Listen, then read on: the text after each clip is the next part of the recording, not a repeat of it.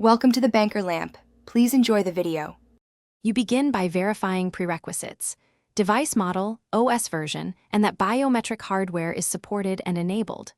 Once done, open Settings and confirm fingerprint enrollment, app permissions, and any lock screen policies that could block authentication. Next, inspect system logs or Event Viewer for errors labeled biometric or fingerprint.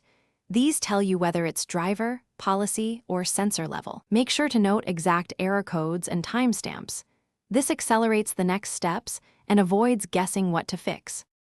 Now you tackle the components: drivers, services, and enrollment. First, update the fingerprint sensor driver from the vendor. If the problem appeared after an update, roll back, reboot after each change. Then, restart biometric-related services and verify group policy or MDM doesn't disable biometrics. Once services are stable, delete old prints and re-enroll while cleaning the sensor.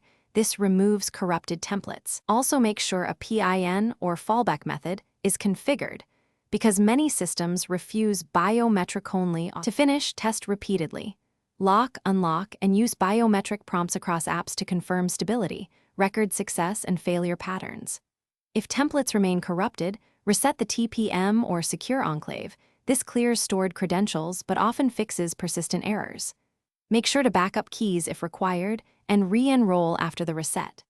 If problems persist, try another user account or a different device to isolate hardware versus software issues. This single troubleshooting tip will quickly tell you where to focus next. Thanks for watching. If this was helpful, leave a like and consider subscribing. See you next time.